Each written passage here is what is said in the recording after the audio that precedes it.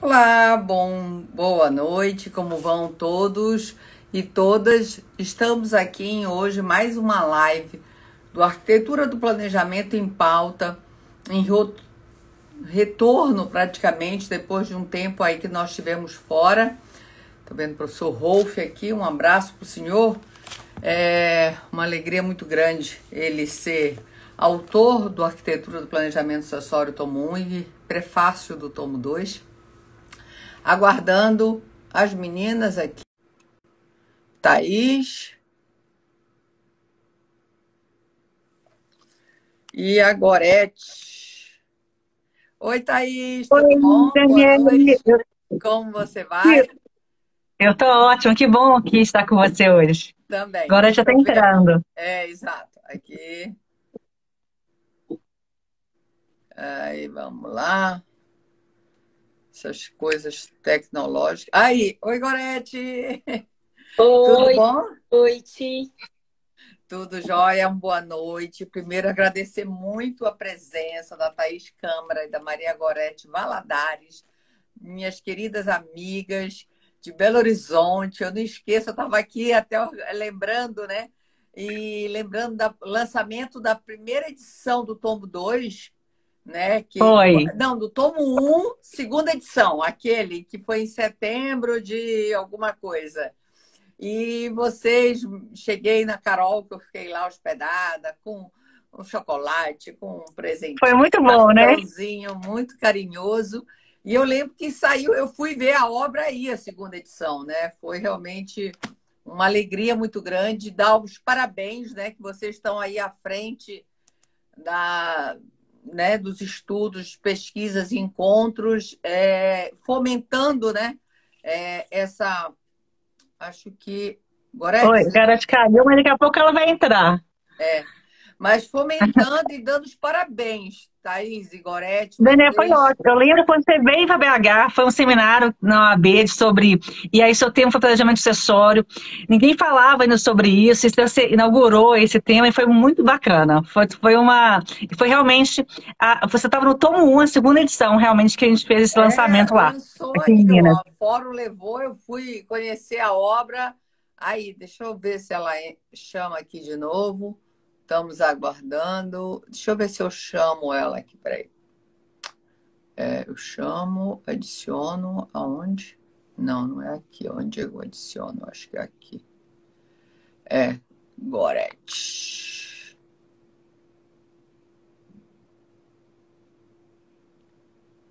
Eu vou falando aqui um pouquinho. Vai Esse falando, tema, lembrando. Daniel, ele é muito interessante assim, para a gente, assim, né? A gente sempre gosta de escrever questões práticas. Oi, Gorete, chegamos aí, né? Tô falando que Caí é aqui. tão bom. Esse tema para a gente é muito importante que Gorete uma vez atendeu um cliente, Daniele, que estava tratando justamente sobre essas questões. Então, quando a gente pensou, na verdade, né, e a Gorete até sugeriu fazer um testamento. Esse tema é muito interessante, sim, assim, e pensar em planejamento é também pensar também nessa questão também de como que vai ficar os filhos, se eles têm alguma deficiência, alguma capacidade após o falecimento. Então, esse tema eu acho sensacional para a gente estar debatendo aqui e discutindo. Não, Né? E sua obra, cada vez mais que você organiza, é perfeita. É referência hoje para quem quer aprofundar no assunto. não, Ah, obrigada, mas deixa eu primeiro apresentar vocês, né? Primeiro dizer que é uma alegria ter as meninas nesse livro, no Arquitetura do Planejamento Sucessório, tomo 3, né?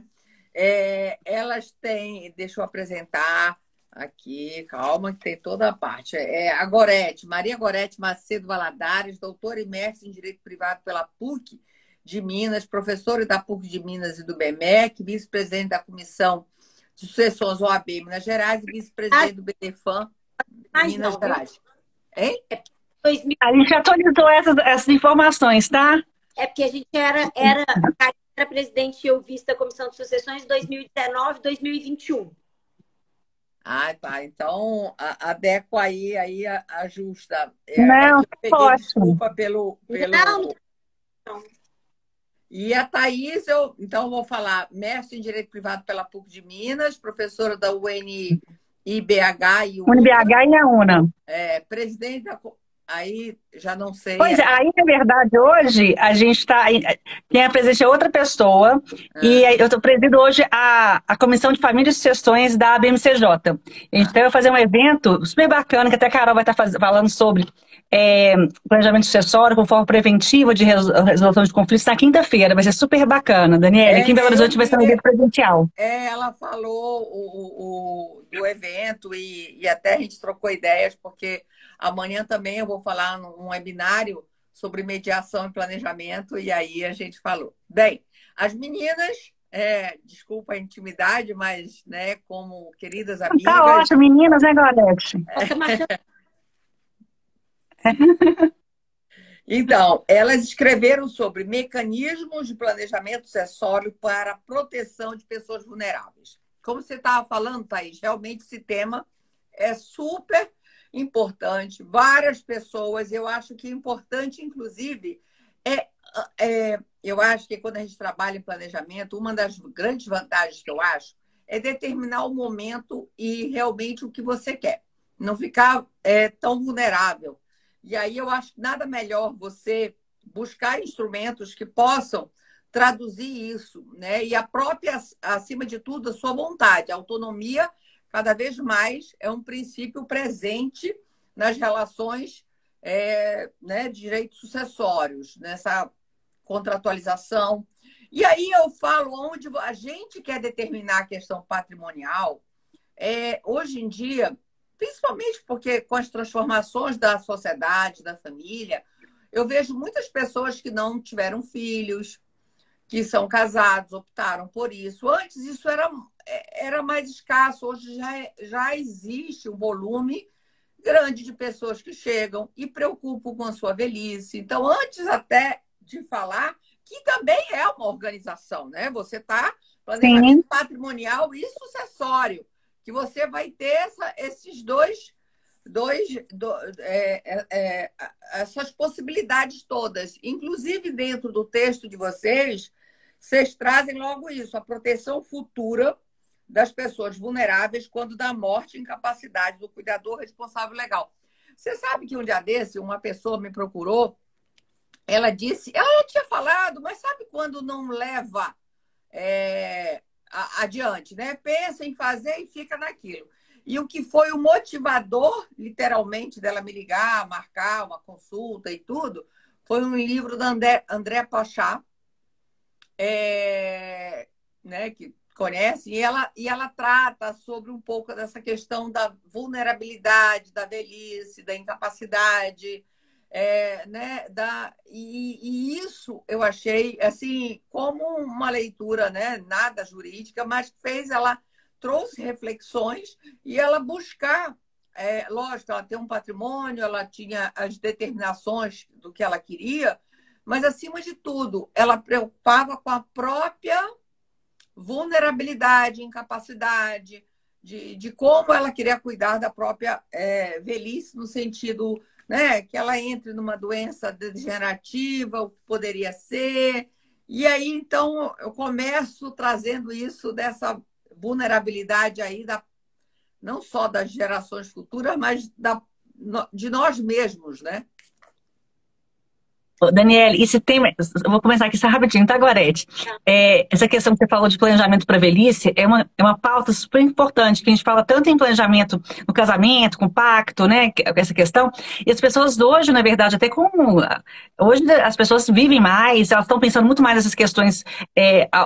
Ter uma boa qualidade de vida na velhice, que hoje já existe um escopo no escritório para esse planejamento. Então, não é só, igual a gente faz, planejamento para capacidade, há o planejamento para velhice também, para as pessoas se organizarem de como que elas gostariam realmente de ter uma vida mais tranquila. E ela pode até optar, na verdade. Hoje, muitas pessoas têm um filho ou não têm filhos, por exemplo, né, não tem companheiro, né? Eu estava até vendo recentemente umas amigas que juntaram e todas foram morar numa casa, assim, né? Pensando no futuro, uma ajudando a outra, né? Então, assim, são pensamentos que a gente pode ter. Nos Estados Unidos, a gente vê, na Europa, isso é muito mais avançado nesse aspecto, né? Essas preocupações. Mas no Brasil, agora já se está preocupando realmente na questão também de cuidados mesmo na velhice, esse planejamento na velhice, não só na questão financeira, de como administrar essas questões financeiras, mas também nos cuidados, no caso também de uma futura incapacidade. Mas, Gorete, conta então um pouco por que a gente quis fazer esse artigo, esse tema. A gente atendeu um casal, eles tinham 3 filhos, e uma dessas filhas, que inclusive era até a mais velha, ela tinha uma síndrome, e eles tinham uma preocupação, os pais, eles tinham uma preocupação muito grande com essa menina. Então, eles queriam, né, deixá-la protegida, no caso, na falta deles, ou mesmo no caso de uma eventual incapacidade deles. Porque a gente tem que pensar nisso, que os cuidadores, eles também podem se tornar vulneráveis no futuro. Assim como, obviamente, eles também podem morrer, né? Até pela ordem natural da vida, né? Acontece deles morrerem, aliás, antes das pessoas que eles cuidam. Então, eles chegaram para a gente com essa preocupação e eles queriam deixar essa filha resguardada, né? No caso da falta deles ou no caso de uma incapacidade futura. Então, nós tivemos a ideia de fazer um testamento. E aí, nesse testamento, nós deixamos 50% do patrimônio, né, a parte disponível, para os 2 filhos, que eram plenamente capazes. Nós deixamos 50% para esses 2 filhos, mas com a condição de que eles dessem todo o suporte emocional e financeiro para essa menina. Inclusive, a gente colocou que eles teriam que dar para ela, durante, né, a vida dela, um salário mínimo por mês e pagar o plano de saúde dela. Então, assim, a gente percebeu que com isso, esses pais, eles sentiram um conforto muito grande. De saber... Essa palavra, Gorete, que você falou, conforto e segurança, né? Isso dá um alívio, um acalento. E, na verdade, eu acho que isso é muito legal e é muito importante do planejamento sucessório, do planejamento patrimonial, porque a gente tem a possibilidade de criar regras e mecanismos para proteger as pessoas que a gente ama, para proteger as pessoas que a gente quer bem. Então, a gente tem que aproveitar, como você disse no início, esse limite aí da autonomia privada que a gente tem, essa possibilidade de criação das nossas próprias regras, para a gente fazer o que a gente, né, o que a gente gostaria, o que a gente, né, deseja. Outro exemplo que eu vou dar é o meu, né? Que a gente fala aqui também, porque quando a gente fala, no nosso artigo a gente falou da questão da proteção dos vulneráveis, não só das pessoas maiores incapazes, mas também das pessoas, né, dos menores. E aí vou dar um exemplo meu, que toda vez que eu ia viajar, eu mandava um áudio para Thaís e falava para Thaís, se Deus me livre e guarde, acontecer alguma coisa comigo e com o Bruno, você tem que fazer de tudo, meus meninos ficarem com TT, que é minha irmã. E aí um dia eu falei, gente, eu sou advogada, professora, eu tenho que fazer o negócio pelo meio correto. Então, em 2017, fui lá no cartório, fiz um testamento onde eu nomeei a minha irmã como tutora dos meus filhos, caso eu e meu marido, né, não estejamos aqui mais. Eu falei, não quero que isso aconteça de jeito nenhum. Mas, se Deus me livre e guarde acontecer, eu estou tranquila, que eu coloquei no papel o que eu gostaria. Então, eu acho que esse binômio, né, responsabilidade e vulnerabilidade, ele pode ser muito trabalhado em um planejamento patrimonial, em um planejamento sucessório. Porque eu, Gorete, enquanto responsável pelos meus filhos, pela criação e educação dos meus filhos, assim como aqueles pais eram responsáveis pelos cuidados com uma filha maior, né, mas que tinham uma determinada necessidade de cuidado. Então, assim, essa responsabilidade de um lado e a vulnerabilidade de outro, a gente pode ajustar esse binômio através de um planejamento patrimonial. Então, no trabalho, a gente trouxe algumas situações. Eu acho que a gente tentou muito trabalhar assim, casos mais concretos, casos mais práticos, né, do dia a dia, para mostrar que é possível sim e que nós temos que aproveitar esse limite que a lei nos oferece, né, que a lei traz. Gorete, só complementando o que você fala, eu trabalho muito com isso, né, com a questão tipo, tenho críticas à legítima? Tenho severas críticas. Eu fui a primeira pessoa, assim, dos artigos que eu lembro divulgados, publicados em 2015, eu já trazia a questão da necessidade de se revisitar o Instituto da Legítima. Mas a minha preocupação muito na minha tese, que é o livro Planejamento Sucessório, que está, inclusive, esgotado.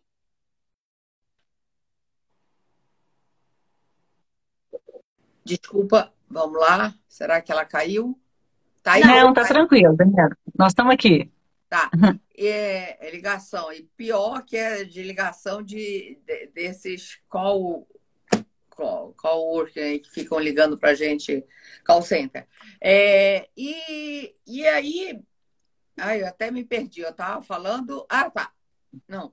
Eu estava falando da preocupação de que na minha tese, que é um livro que está esgotado, eu até estou soltando a terceira edição, muita minha preocupação não foi escrever sobre um projeto de lei ou o que deveria ser o direito. Era os limites legais, o que eu tenho hoje. Então, independente de academicamente ter minhas restrições, eu, como advogada, e eu acho que é muito o nosso viés, também trabalhar com o quê? Quais os instrumentos, o que eu posso hoje trabalhar com isso, né? Então, acima de tudo, trabalhar com a nossa autonomia. O sistema está aí. Ela te dá uma sucessão testamentária que você pode dispor 50% da forma que você quer. Então, vamos exercer, vamos fazer testamento, vamos deixar a nossa vontade clara, determinada, né? Como diz a Gorete. Você sabe, Gorete, que eu também estou num problema pessoal, assim, e foi bom falar com você agora sobre isso. Por exemplo, eu tenho 2 filhos, são meus herdeiros necessários, mas no caso, eles são solteiros, não têm descendentes eu seria herdeira deles. E eu acho errado, porque eles têm um patrimônio oriundo do pai deles e eu seria herdeira total deles. Então, até pelo menos para resolver essa parte da disponível, né? Já botar o outro, menos tributação, e assim, em função de ter esse olhar e dessa preocupação e botar. E eu sempre falo, e acabei que ainda não botamos realmente no papel, mas ambos fazerem, né, seus respectivos testamentos para utilizarem da sua autonomia para isso. Mas essa questão realmente e é isso, né? São dados também, estatísticas, que as pessoas vivem mais, e vários casos também, como vocês, eu vejo, de neto que tem uma deficiência, que você quer deixar um seguro, normalmente saúde, já pelo menos já por conta, e uma tranquilidade. Então, às vezes, não é não só filho, mas já é neto que você tem uma vulnerabilidade dessa. Sim. Ou mesmo... A gente até fala um pouco disso, que é um instituto que usa, né, pelo menos assim, eu acho que na prática se usa pouco e poderia se usar mais, é o legado de alimentos, né? E, na verdade, a gente até coloca que o legado de alimentos, assim, você poderia, inclusive... Né, o pagamento de um curso por um determinado período, um plano de saúde para uma pessoa que você quer, como você exemplificou aí, o neto. Então, a gente tem muito instrumento. Então, a gente fez até, na verdade, um pensamento agora recente sobre isso. Porque eu acho que o planejamento, agora te falou, a gente não precisa dar só o testamento. É o testamento juntamente com a Previdência, o testamento juntamente com vários institutos que a gente pode estar utilizando. Então, assim, a gente tinha um leque muito grande, né, Daniela? Assim, a gente usa vários, na verdade, instrumentos junto. Mas o que a gente mais utiliza, eu acho que é o testamento, realmente. E esse que você falou agora, de legado de alimentos, eu acho sensacional e muito importante também, porque a gente consegue proteger, na verdade, ao longo da vida da pessoa, até ela completar os 18 anos, ou até os 24 anos, além do que ela pode, na verdade, vir a estar recebendo também, logicamente, dos direitos patrimoniais dela, né? Mas, Thaís, Agora, independente de se utilizar outros instrumentos, como você falou, a questão que eu acho que o testamento vem dar uma maior segurança jurídica, ele vem acabar de amarrar e eu acho que assim, e de deixar bem claro que qual a vontade ali, né? Como diz a Ana Luísa, ela diz que conhece planejamento, só pessoas que fazem só testamento, mas nunca viu um planejamento sucessório sem um testamento. Porque, Sim. independente de você usar uma previdência, usar uma doação, utilizar outros instrumentos, nada não tem nenhum prejuízo, pelo contrário, acho que agrega. Por isso que eu digo que a tendência cada vez mais é de se fazer testamento. Tem aumentado esses dados, principalmente com o que a gente pode apurar, na verdade, são dos testamentos públicos, mas isso com a pandemia, mas não é só na pandemia, não, tá? Ao longo dos meus estudos, quando eu publiquei na segunda edição e agora para a terceira, eu atualizei esses dados no Banco Notarial, né? E realmente, antes mesmo da pandemia, já estava crescendo esse número. Agora, de qualquer forma, é baixíssimo, é muito pequeno o percentual de pessoas que fazem testamento. Mas eu acho que é o melhor instrumento, assim, vamos exercer o nosso poder de autonomia, que podemos, pelo menos, ter herdeiros necessários, lembrando, gente, sempre que é os 50%. Você não tem herdeiros necessários, você dispõe do seu patrimônio livremente. Mas, se não, existe a intangibilidade da legítima e o sistema é uno, e aí vai limitar isso na sua doação e assim por diante. Mas fala aí, Gorete. Desculpa aí. Eu acho que é visível, né? A gente faz muito testamento particular lá no escritório também.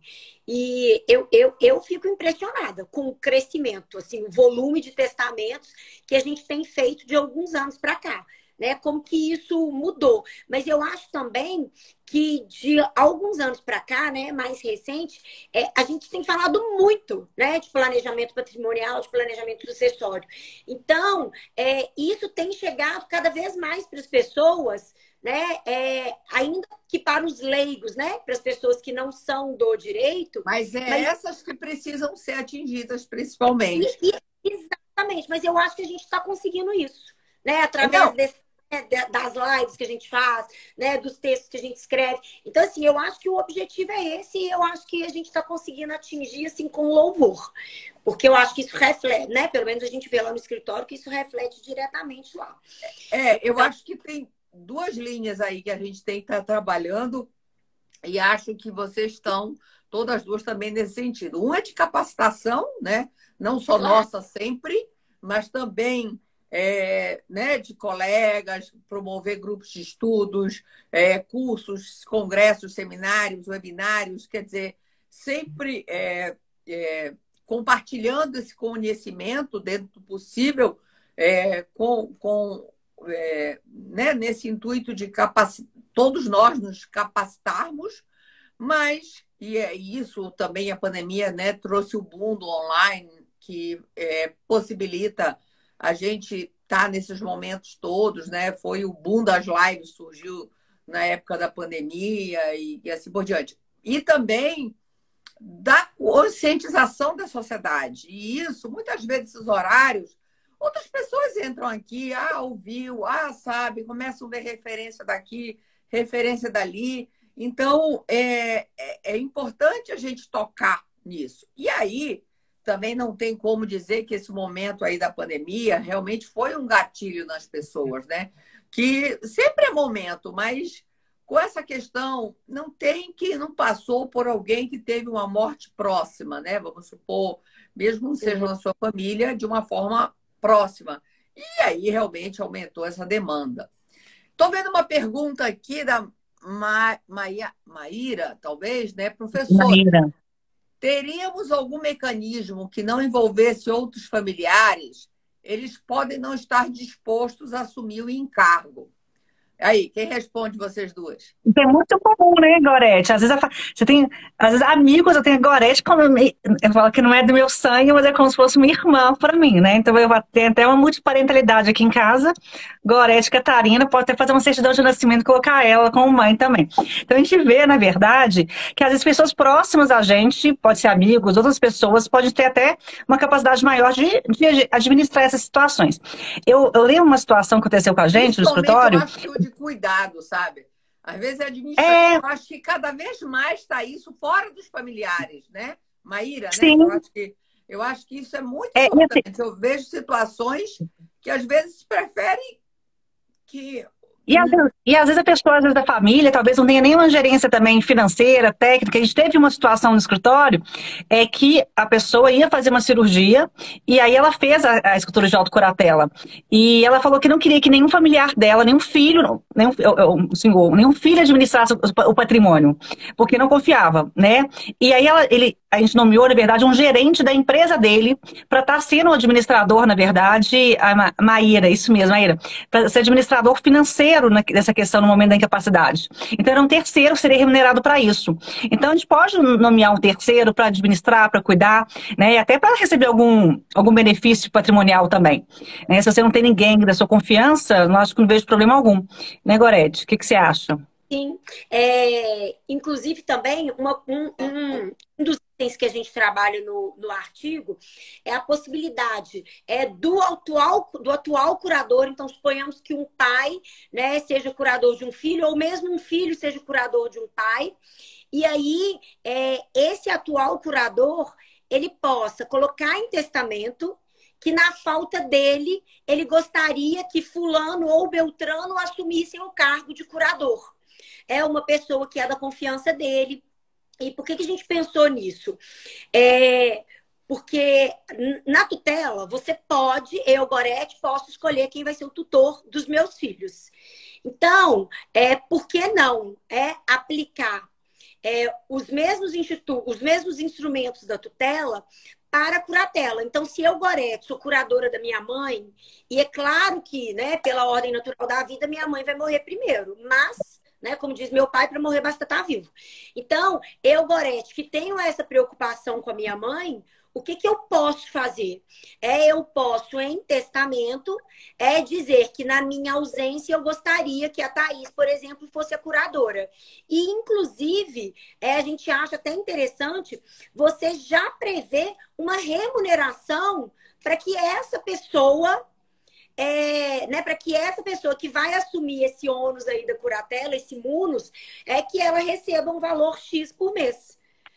Gente, eu não vejo problema nenhum nisso. Aliás, muito pelo contrário. Eu acho que tudo que você puder deixar definido, previsto, com clareza e objetividade, eu acho que é melhor para todo mundo e resguarda todo mundo. Outra ideia também que a gente trouxe é a possibilidade de você definir, né, já, por exemplo, no caso, né, na minha falta, né, ou na minha incapacidade, porque eu, como curadora, eu também posso me tornar incapaz um dia. Então, no caso de uma futura vulnerabilidade minha, que hoje sou a cuidadora, eu gostaria que, né, por exemplo, fulano, que é a pessoa curatelada, né? E, inclusive eu, Gorete, gostaríamos que nós dois ficássemos numa casa de cuidados e para isso tem essa verba separada. Então, também é uma possibilidade. Enfim, eu acho que o leque, né, é muito grande. Quer falar, Thaís? A gente pode personalizar isso, quer dizer, a pessoa fala assim, olha, eu tenho, na verdade, uns rendimentos, por exemplo, de uma aposentadoria, mas eu queria, né, e outras ações, aluguéis, por exemplo, mas a pessoa queria, por exemplo, ficar numa casa, né, de repouso, uma casa de idosos, determinada já, né, com hidroginástica, colocar a casa que ela deseja. Então, isso tudo você pode fazer de forma prévia, se você quiser, né? Determinando, personalizando. Acho que hoje o papel do advogado também é essa personalização ali desses planejamentos ali, no caso para velhice, no caso de uma incapacidade, seja para ela mesma, ou seja para o futuro, na verdade. E colocar um terceiro, eu acho muito interessante, porque às vezes pode acontecer alguma coisa com o familiar, eu acho interessante também colocar um substituto, né? Se a Gorete não puder ou não quiser, coloca uma outra pessoa para substituir nesse encargo. E eu falo também que o nosso tempo é precioso, né?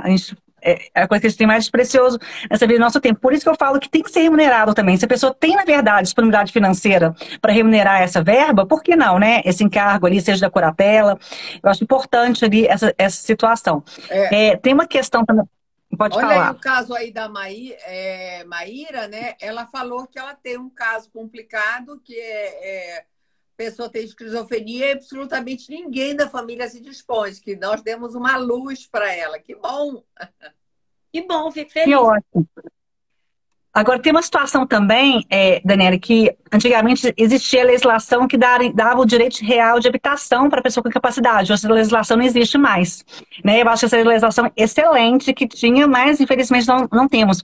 Mas aí a gente escreveu um capítulo interessante sobre a doação com reserva de usufruto e com encargo, que eu acho que nesse caso resolveria também essa falha, aí nesse caso, legislador atualmente. Né? Eu posso deixar, na verdade, para uma pessoa um bem, mas, na verdade, igual a Gorete falou no início, com o direito de usufruto, na verdade, seria aquela pessoa com a incapacidade, né, com a falta de discernimento, e com o encargo dela cuidar dessa pessoa, né, para receber. E essa pessoa também poderia não ser nenhum familiar. Né? Então, e eu acho também muito interessante a nomeação de um testamenteiro, justamente para fazer cumprir essas disposições de última vontade, para verificar e fiscalizar, na verdade, se as disposições estão realmente sendo cumpridas após a morte, né, do testador ali, né, se vão ser cumpridas realmente. Eu acho importante. Nós também trabalhamos um pouquinho sobre as cláusulas restritivas. Na verdade, não só as cláusulas restritivas, mas cláusulas protetivas. Então, por exemplo, o legado de alimentos é uma, o direito real de habitação é uma outra ideia de cláusula protetiva. E a inclusão de cláusulas restritivas de direito também pode ser uma hipótese de proteção das pessoas, né, com uma vulnerabilidade. Então, assim, eu acho que são muitos os instrumentos de proteção dos vulneráveis. E, ao final, a gente falou um pouco sobre a questão da previdência privada e do seguro de vida. E aí, eu acho que, sim, que é muito, muito interessante, porque o que a gente pensou? Suponhamos que eu, Gorete, tenha um filho, né, com uma determinada incapacidade e que requer cuidados especiais. Então, se eu, Gorete, eu posso fazer uma previdência privada, né, eu posso fazer um seguro de vida para ele, mas eu preciso de alguém para administrar isso. Porque, em razão da vulnerabilidade, ele não vai conseguir fazer isso sozinho. E aí, então, assim, a gente teria que nomear, né, uma pessoa para fazer essa administração, mas também, a depender da relação de confiança, e aí, né, aquele testamento que eu falei que nós fizemos no início, os pais tinham uma relação de confiança muito grande com os filhos, né? Então, eles confiaram a esses dois filhos os cuidados com a irmã, no caso de uma incapacidade deles ou no caso da falta deles. Então, quando a gente pensa no seguro de vida e na previdência privada, essa também pode ser uma possibilidade, né? Eu posso falar, olha, Thaís, eu vou fazer um seguro de vida, né? Eu vou te deixar como beneficiário do meu seguro de vida, mas esteja você ciente de que eu quero que você use esse dinheiro para os cuidados com fulano e beltrano. Até só assim, né, para falar um pouquinho aqui sobre a questão do seguro de vida. Um dia meu marido chegou aqui em casa e falou comigo que ele estava fazendo um seguro de vida para mim e para os meninos. Porque ele fez um cálculo lá de que se ele morresse até tantos anos, eu não ia receber a pensão por morte dele na integralidade, e que segundo os cálculos dele, seria mais ou menos a época que eu mais iria precisar de dinheiro, que seria quando os meus meninos estivessem entrando na faculdade. Aí eu falei com ele, falei, olha, você tá fazendo um seguro de vida, você vai me colocar como beneficiário, você não vai colocar os meninos. Aí ele, por que não? Eu falei, você só vai me colocar. Eu não quero que você coloque os meninos como beneficiários. Por quê? O que eu pensei? E eu acho, né? Vocês me corrijam aí se eu estiver errado, mas eu acho que essa é também uma forma de planejamento. Porque o que eu pensei? Se Deus me livre e guarde, eu, Gorete, fico viúva agora, com um menino de 10 e uma menina de 7, e eles recebem um dinheiro de um seguro, para eu conseguir mexer nesse dinheiro, eu vou precisar do Ministério Público, eu vou precisar de autorização do juiz. Então, eu vou ter tanta dor de cabeça e vou ficar tão limitada que talvez não vai resolver o meu problema. Então, eu falei, você vai me colocar como beneficiária, porque é óbvio que eu, como mãe, vou saber gerenciar e vou saber administrar esse patrimônio. E aí, outra coisa que eu fiquei pensando. Tudo bem, eu tenho um menino de 10 e uma de 7. Aí vocês podem falar assim, mas e se ele tivesse 18? Eu vou falar para vocês que meu medo talvez seja maior. Né? Imagina um menino de 18 anos ganhando 500 mil de um seguro de vida, ganhando 200 mil, né? Enfim, ganhando o dinheiro que for. O que esse menino vai fazer? Ele vai sair e vai comprar um carro? Então, eu, Gorete, né, prefiro que a administração desse dinheiro esteja, né, sob meu poder. Então, eu acho que essa também é uma forma aí de planejamento, né? É lógico que isso vai muito da confiança que as pessoas têm entre si. Mas nós também tratamos a respeito disso no trabalho, né, Thaís? E até a gente fez o testamento recentemente que o nosso cliente pediu que a liberação das ações, dos valores que a filha dele viesse receber, só poderia receber quando ela tivesse 24 anos. Né? Então a gente colocou essa parte disponível, porque ele entendeu que com 24 anos ela já teria, na verdade, um certo discernimento, já teria concluído algum curso superior, alguma coisa nesse sentido. E aqui também acho interessante, Daniela, só para finalizar essa questão, né, de deixar um seguro ou uma previdência privada para um filho, essa questão de como eles vão administrar e da necessidade de intervenção do Ministério Público e do juiz, que a gente vê, né, como uma vantagem a desnecessidade de prestação de contas. Porque em uma ação de curatela, por exemplo, a minha irmã como tutora dos meninos, ela vai ter que prestar contas. Então, a prestação de contas no judiciário é muito complicada, assim. É muito complicada essa questão de prestação de contas. Então, assim, se eu faço um seguro, né, e deixo a Thaís como beneficiário do meu seguro e falo, olha, Thaís, você sabe tanto que eu confio em você, né, e eu quero que esse dinheiro seja administrado em prol dos meninos, eu tô liberando ela aí de uma, né, prestação de contas. É lógico que, então, por outro lado, eu corro risco dela gastar o dinheiro com ela, né?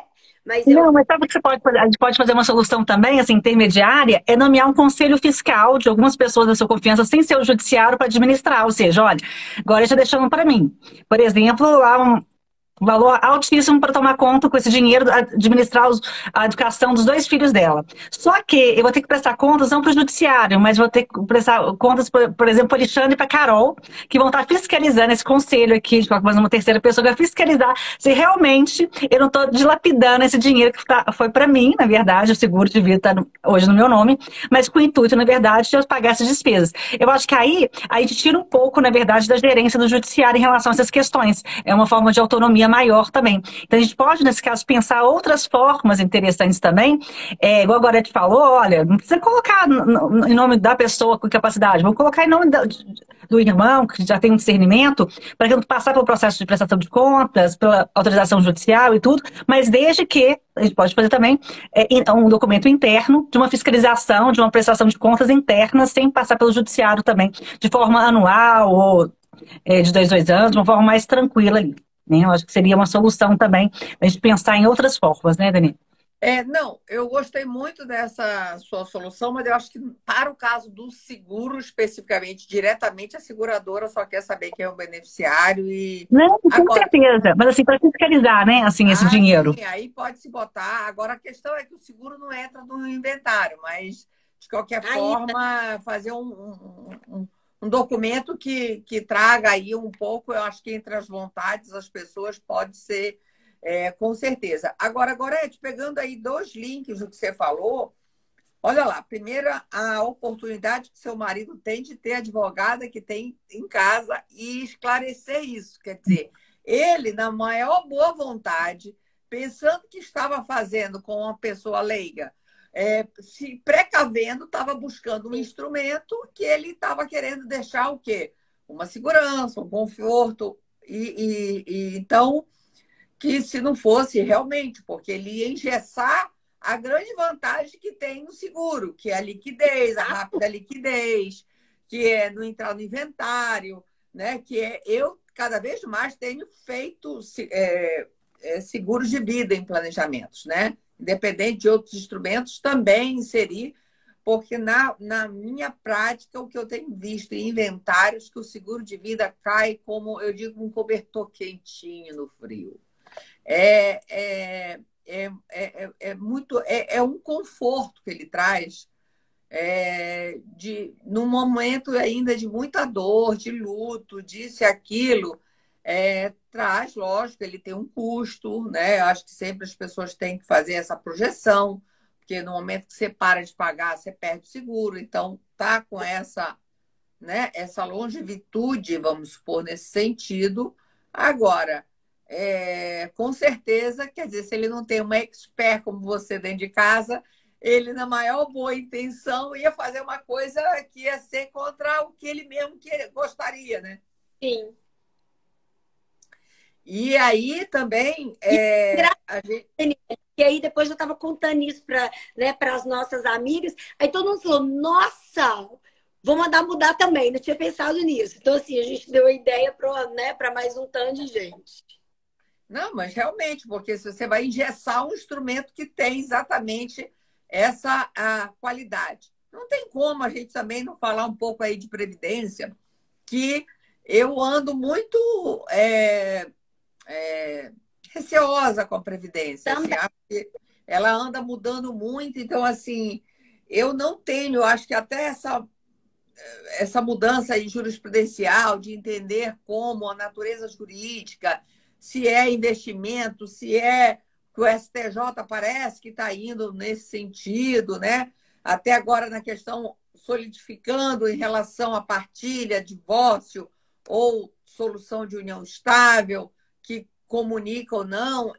Exato. Eu, assim, tenho buscado mais fundo de rendimento, outras opções do que a Previdência, enquanto isso não está muito claro, porque a Previdência houve um abuso excessivo em determinado momento de utilizar a Previdência como fraude, né?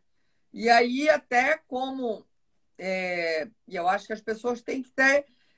a gente não pode presumir a má-fé, tem que ser presumir a boa-fé. E aí tem que ser realmente essa análise muito casuística. Até indico para quem não assistiu, tem uma live no PPS da Ana Carolina Brochado Teixeira com a Simone Tassinari e a Lívia, que comentam, e a Carol fala, até hoje comentei com ela, que eu vi recentemente, que nesse dia eu não pude participar, dessa posicionamento dela. Mas a Previdência, eu acho que a Thaís falou um eu também, eu não sei se foi a Gorete, ouvi um eu também aí. Eu acho falei, que foi, né? Assim, se o cliente chega já com a Previdência, aí é organizar, ver, estar atento a beneficiário, análise dessa Previdência, que muitas vezes a própria pessoa nem sabe de questões contratuais, tributação progressiva ou não.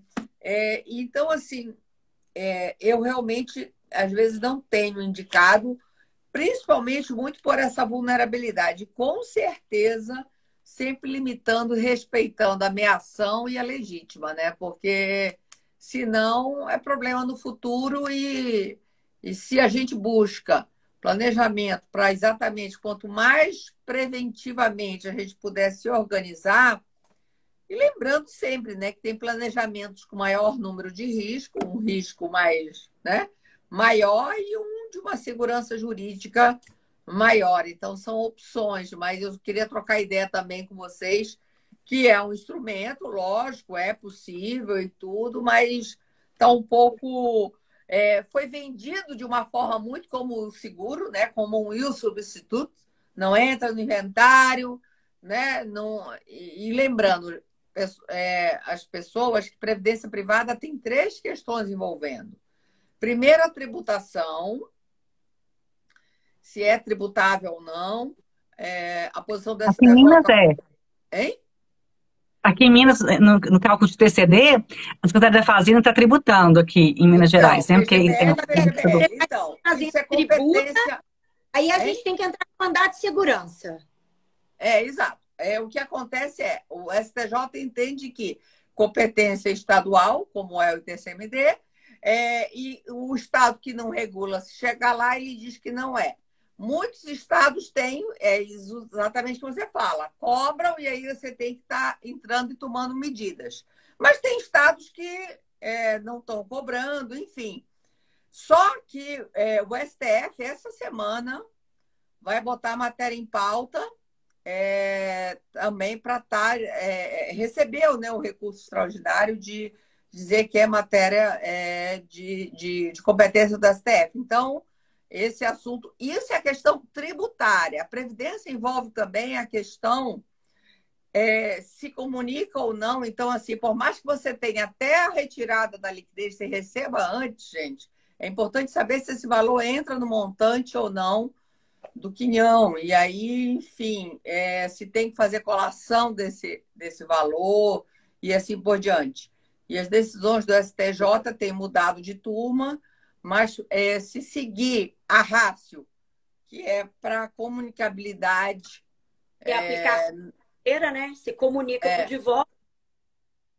A tendência a ratio da Nancy seguindo. Mas lembrando, gente, sempre ainda na fase da previdência dos aportes, tá? Ele já consegue distinguir que o momento já do recebimento, aí fica com uma natureza muito maior de realmente previdenciária e securitária, dependendo do plano. Então, questões aí que está em branco, está em branco não, está numa zona cinzenta, então por isso que a gente tem que estar tomando cuidado nesse sentido, né? Uma zona nebulosa ainda, né? Muito ainda. Mas querendo ou não, ainda o seguro é uma ótima forma de ter um dinheiro rápido, querendo ou não, né, Daniela? Assim, às vezes, o pai, às vezes, ele estava assim, eu vejo um caso, por exemplo, um pai que tem filhos pequenos, por exemplo, é autônomo, faz um seguro, garante um estudo dos filhos, uma segurança maior, até o processo de inventário ser finalizado, até como uma forma de pagar o ITCD. Então, assim, o seguro é uma solução muito prática ali, para a gente fazer em conjunto com os outros instrumentos. Justamente que às vezes a pessoa, muitas vezes a gente vê no escritório, a pessoa tem um patrimônio muito grande mobilizado e não tem dinheiro ali para pagar os impostos, advogados, etc e tal. Então aquele processo fica realmente meio parado ali, ou pedir a venda dos bens ali para pagar o ITCD. Então o seguro resolveria muitas essas situações. O seguro eu tenho utilizado muito e tenho visto que na prática realmente tem dado esse conforto aí. E tem, né, gente? Lembrando que tem seguros de todos os seguros de vida, de todos os preços. Então, assim, não é uma coisa só para pessoas mais ricas ou não. Tem custos. Para todo gosto e para todo gosto. Eu tenho seguro, no caso, eu ficar incapaz. Né? Eu fiz um seguro no caso da minha incapacidade também, né? Na minha seguradora, que eu falei assim: olha, então autônomo. Então, se eu sou autônoma aqui, eu tenho minha força de trabalho. Então, como é que eu faço se eu ficar incapacitada nesse caso? Né? Não vou depender do INSS. Então, eu tenho um seguro para um caso de incapacidade, que eu acho que é importantíssimo também para a gente pensar nessa situação. Né? Não só de um filho, mas a própria nossa incapacidade mesmo. Não, e cada vez mais os seguros estão mais sofisticados, né? É um mercado que as seguradoras americanas entraram bastante, cresceram muito aqui na pandemia. E realmente, na prática, a gente tem visto um bom retorno e vários tipos de seguros também. Hoje em dia, você pode fazer um seguro de estudo, né? Você pode fazer... e é uma forma... eu acho que as maiores vantagens do seguro é a rápida liquidez, não entrar no inventário, não entrar para ser pagamento de credores, né? E não ser tributável. Então... ele tem essas vantagens. Tem o alto custo assim, dependendo do montante do seguro que você quer fazer, mas por isso que eu falo que ele pode ser proporcional a um... Tem um estudo, tem um artigo da professora Angélica Carlini, eu acho que, se eu não me engano, nesse tomo 1, que saiu na segunda edição, ela tem uns dados lá de um estudo de seguradora que fala que pelo menos 24 meses é o ideal, né? Os estudos... acho que a Gorete caiu. Não, acho que a internet dela tá ruim. Mas ela está aqui ainda na tela, Daniele. Não, mas ela acho que caiu, que ela está me pedindo aqui, e para mim está rodando. Tá. Mas, então, realmente, o seguro tem sido um instrumento. Aqui tem uma pergunta da Pamela, Thaís. Essas cláusulas protetivas que a Gorete falou ali atrás. Ouvindo tudo que vocês estavam falando. Que bom. Então, tem uma pergunta aqui da Pamela sobre as cláusulas protetivas. Ela pergunta: essas cláusulas protetivas também poderiam ser utilizadas em pacto antinupcial? Eu entendo que sim. Olha, mas qual... eu faria. Não, eu acho que depende da cláusula, né? Por exemplo, depende. É instituído em testamento. Agora, o direito real de habitação, eu acho que pode ser feito em um pacto antinupcial. A gente pode. Porque existe, na verdade, os instrumentos próprios, talvez. Eu entendo que a gente não pode misturar muito os instrumentos que tem, né? Se for para questões sucessórias, a gente fala o testamento, não é isso? Se for para as questões. Seguro. Foi a Pamela que perguntou? Eu acho que seria mais seguro fazer através de testamento. Aqui, ó, esse seguro empresarial aqui, o Fernando falou aqui uma questão interessante. Eu fiquei sabendo tem pouquíssimo tempo, assim, né? Sobre o seguro empresarial, eu achei sensacional, justamente para não descapitalizar a empresa, né? Ou seja, um sócio vem falecer, a própria empresa já recebe, né, que é verdade, aquele seguro, né? No caso, e aí, nesse caso, a empresa continua, paga-se os herdeiros ali, nesse caso, do sócio, e a empresa continua fluindo tranquilamente. Acho que é uma ótima forma ali. E a gente tem seguro para tudo, né, o Fernando, tu tá falando aqui, para todas as situações, né? Igual eu tô falando que eu tenho meu seguro de incapacidade, mas a gente tem seguro para tudo. É uma ótima forma de liquidez rápido do dinheiro. E com certeza, essa do Fernando, cada vez mais tem nos dois sentidos. Tem cada vez mais as empresas dão como benefício para o seu funcionário seguro de vida, como também da própria empresa para a saída de uma morte de um sócio, assim por diante, também para não inviabilizar. Aí, voltando mais uma vez a questões dos brasileiros, de não organizarem devidamente seus contratos sociais. E aí, o que acontece? Muitas vezes é feito por contador, não se vê a possibilidade da morte de um sócio, e aonde ele não dispõe, vai cair o Código Civil, que tem um prazo de 90 dias para indenizar, e muitas vezes a morte de um sócio pode levar à própria morte da empresa em função dessas questões, né? Então, realmente, o seguro tem crescido muito no Brasil e com diversas naturezas e preços também, né? Verdade. Gorete, você teve uma professora, muito obrigada, seria no caso de pacto antinupcial para vulneráveis. A Pamela falando lá do... Mas aí o pacto antinupcial para vulneráveis é a pessoa que está casando que é vulnerável? Gorete até fez um artigo sobre casamentos deficientes. Tu fez, Gorete? Sobre isso? Sobre separação. Não sei se é isso que ela está falando. Sobre... ela fala ali, mas... Lembrando que o estatuto a curatela, ela não impede o casamento, né? Não. Porque a curatela hoje são situações patrimoniais e negociais. E aí, né, assim, fugindo um pouquinho, vem a questão do regime de bens, né? O regime de bens não seria um ato, né, negocial, né, um ato patrimonial? Com certeza. E aí, a escolha do regime de comunhão universal de bens, né? Sendo que talvez esse filho com essa deficiência tem um pai que tem um patrimônio muito grande, a gente pode pensar em várias situações. A gente teve uma situação também interessante, que o pai, ele tinha uma filha, não tinha deficiência nenhuma, mas a filha estava casando pelo regime de comunhão universal, e ele já estava quase morrendo, realmente. E a E ela preocupação casando dele com comunhão justamente era essa. universal. Universal, a única filha casando pelo regime de comunhão universal. Então ele chegou desesperado lá no escritório, assim, preocupado com o que poderíamos fazer em relação a isso. E a sugestão, na verdade, nossa era a cláusula de incomunicabilidade, né? Ou seja, que poderia, nesse caso, ela vai receber todo o patrimônio, mas seria incomunicável ali, na verdade, os bens e os frutos ali dos Mas rendimentos tem que ter para justa tentar proteger. causa sobre a legítima, né? E tem que Sobre ser a Exato. fundamentada na Mas 50%, abertura. então ele tem liberdade. Hein? 50% ele poderia fazer o que ele quisesse, entendeu? Em relação a isso. Mas foi interessante porque ele chegou a falar isso para a filha e para o genro no momento do casamento, durante o casamento. E o casamento acabou, né, por causa dessa situação. Então, assim, foi uma situação um pouco caótica, mas ele está tranquilo, esse senhor está ótimo, ele está feliz, a filha também depois brigou com o pai, está bem agora de novo, ela está bem tranquila, né? Ficou 6 meses sem conversar com o pai, mas viu que não era o casamento que tinha, né? Não era o casamento da vida dela, né?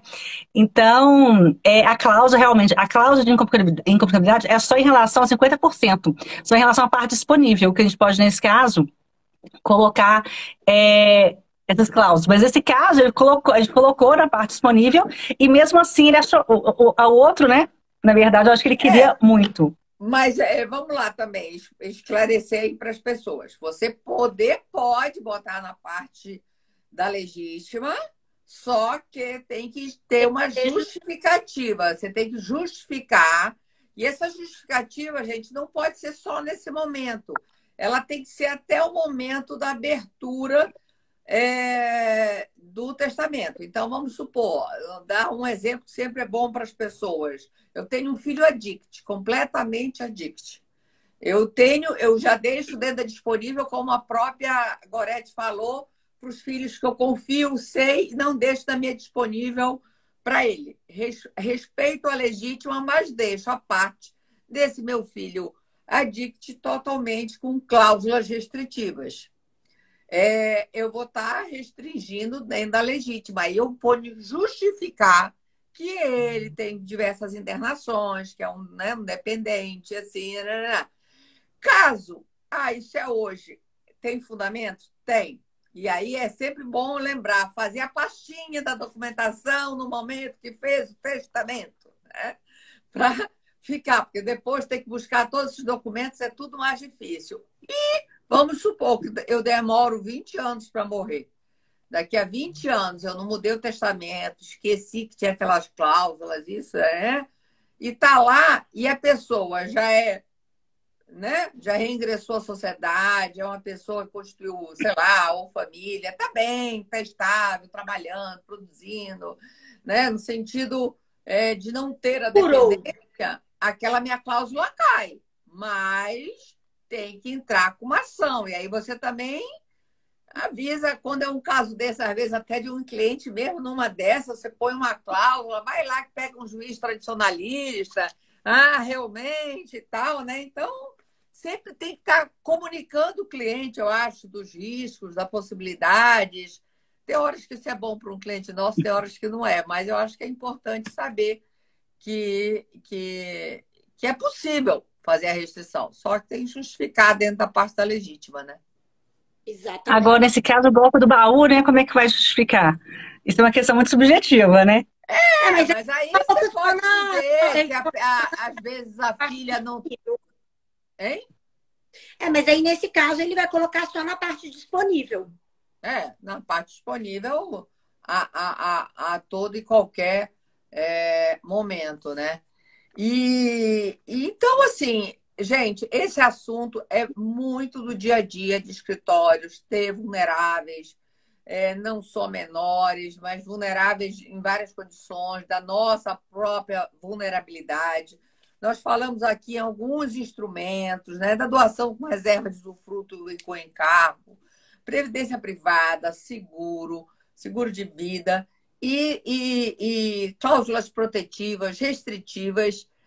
Importante que existe um leque. Eu acho que o importante como diz a Gorete, né? É esclarecer. Eu digo que sempre é muito melhor entrar no jogo sabendo as regras do jogo, né? Então, vamos jogar sabendo dessas regras e que fica tudo muito mais dando não só a segurança, mas também aquele conforto para o cliente de saber que fez o que era possível para todas essas medidas aí preventivas e de dar essa tranquilidade, né?